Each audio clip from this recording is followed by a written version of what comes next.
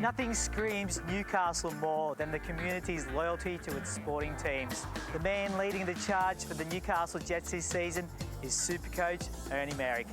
We're going to have a chat to him today at his favourite coffee shop. Well, Ernie and Kerry Merrick, great to see you guys here today. Thanks for joining us on the show. Thank you, Craig. It's an absolute pleasure, especially in this weather. You picked a great location. Is this how you start most of your days? Well, having grown up in Scotland, I look forward to seeing the sun occasionally. I didn't see it for the first 22 years of my life. They say that summer is on a Thursday this year in Scotland, but this lifestyle just really suits us, and we have an apartment just overlooking the harbour. It's lovely. So, what brought you to Newcastle in the first place? Football. I coached the Jets, and my last job was with Wellington Phoenix, and that was a bit close to Scottish type weather, so it was really nice to get an offer from Laurie McKenna to come over here and coach the Jets. So I'm going into my third season now. Wonderful. And Kerry, being the wife of a football coach, you obviously have moved around many places. What is special about Newcastle for you? Well, we were lucky in a way. We didn't have to move when our three children were younger. It wasn't until they were late 20s, sorry, not late 20s, early 20s before we had to move.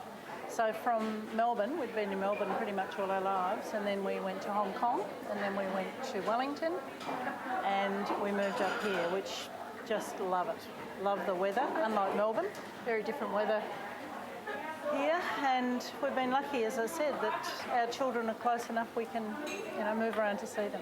What's some of your favourite places in Newcastle? Living on the harbour, what would be like, the place to go for yourselves? We walk around Nobby's Beach and sometimes to Merriweather after picking up a coffee either here or at Blue Door. And in the wine region, I'm a big fan of Scarborough Chardonnays. I have been for a long time, but they're hard to get down in Melbourne, so we go to Scarborough Winery quite a lot. But there's a whole range of eating places here. And if we start our walk around the famous walk, or the most comfortable walk for us, we leave the harbour, we walk around up to Nobby's, sometimes drop in at Three Bears and have something to eat and a coffee, and then we keep going, and then can extend that walk, of course, right out to Merriweather. And probably the surf house is one of our favourite. But the boat shed here at Wickham, with the view of the harbour and the yachts, is just... This is the morning, Richard. And this is Heather, who looks after us really well. Look, we're getting coffee, and she always puts a little dash of whiskey in my coffee. Thank you very much. And so how are things going? You're in the pre-season at the moment. Things are heating up. Tell us about how you see the season unfolding. Well, at the Jets, we've put together a pretty good squad. We've had a long pre-season. We start in 4 weeks. And I think we're ready to go, and hopefully we'll make the finals. We made the finals. In fact, we made the grand final in the first year. Last year, we were just outside the finals. But this year, I think, could be a good year for us, and we've certainly got a good squad. So you've been in football for a long, long time. What are some of the changes that you've seen for the better over the years?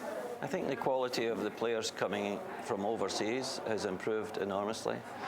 There's not only are there good foreign players, but there's good foreign coaches come into the country, and I think they've upskilled a lot of the coaches, and the competition is better. The facilities are first class. I was down at Melbourne Victory for a long time, and to get Amy Park built and the training facilities there, just enormous and just high quality.